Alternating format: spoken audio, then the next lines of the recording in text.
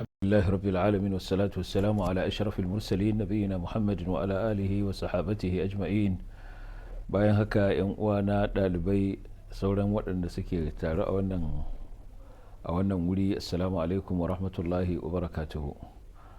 Muna yi wa Allah subhanahu wata'ala godiya wanda ya ba mu damar samun halartar wannan wuri domin mu ce wani abu, musamman a wannan munasaba ta fitar da waɗannan ɗalibai mata waɗanda suka yi karatu, kuma wannan ita ce dufa ta biyar ƙarƙashin wannan mu'assasatul qawarir a wannan kuma akademiyatul qawarir.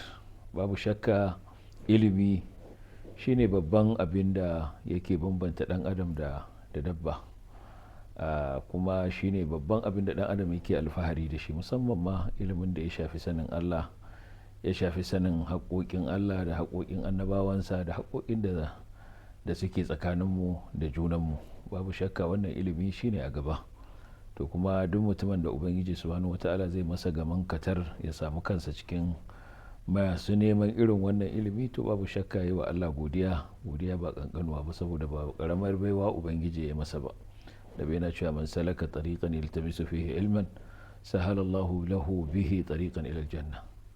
Wanda duk ya bi hanya ta neman ilimi, to Allah kuma zai sauƙaƙa masa hanyar samun wato shiga aljanna, wanda wannan shine abin da dan adam yake fafutuka yake kuma burin ya samu, shine ya samu yardar Allah subhanahu wata'ala, ya samu shiga aljanna. To ilimi shine hanyar da zai kai mutum zuwa ga aljanna.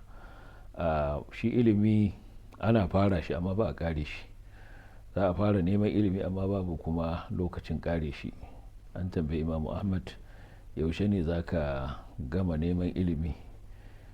Yake cewa har zuwa lokacin da za a sa shi kabarinsa, wato min al-mihbarati ila al-maqbara. To tun da lokacin da zai fara daukan alkalami ya tsoma a tawada ya rubutu, har zuwa kuma lokacin da za a kai shi abin nan kabarinsa.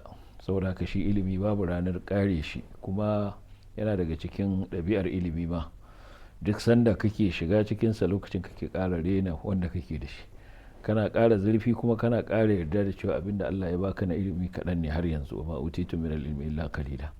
Wanda kaga yana fariya, yana cika baki, yana cewa shi yayi ilimi, shi kaza ne, to wannan ko fara shi ma bai yi ba. Alama ce ta cewa abinda yake da shi dan kankani ne, bai san komai ba a ilimi. Amma da ya san ilimi, to zai gane cewa ilimi yana da faɗi, wato kamar yadda Bahaushe ke cewa mai ilimi cikin cokali, to shine zai rika jin cewa ya san wani abu. Imamu Shafi'i yana cewa kullama zittu ilman zadani ilman bi jahli. Duk sanda nake ƙara ilimi nake ƙara gane cewa ashe ni ban san komai ba. Saboda haka yayin da aka ce an gama wata marhala ta karatu, to lokacin ma ne aka fara saɗan ba na neman ilimi. Saboda haka ku ji cewa har zuwa yanzu kuna da tsananin buƙatuwa zuwa ga ci gaba da ilimi, kuma babu ranar ƙarewa. Yana buƙatar ko da wata rana za ku zama malamai masu karantarwa, to ku ji cewa kuna da buƙatar kuma ku ci gaba da karatu. Allah subhanahu wata'ala ce walakin kunu rabbaniyina bima kuntum tu'allimuna alkitaba wa bima kuntum tadrusun. Ku zamo rabbaniyina, malamai na Allah, saboda kasancewar kuna karantar da littafi sannan kuma kuna karanta. Saboda haka shi ilimi ba a cewa an je wani lokaci da za a ce an je makorarsa.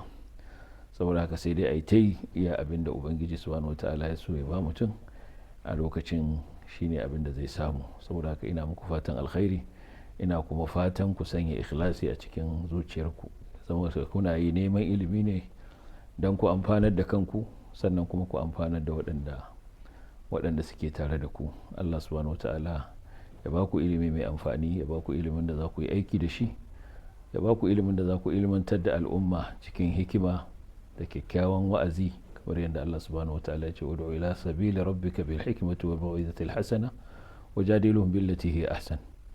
Kuma Allah ya saka masu shugabannin wannan akademiya, ya sa musu wannan kokari da suke yi cikin mizanin ayyukansu. Allah subhanahu wata'ala ya samu dace baki daya. wa sallallahu wa sallama ala nabiyyina Muhammadin wa ala alihi wa sahbihi wa sallama tasliman. Wassalamu alaikum wa rahmatullahi wa barakatuh.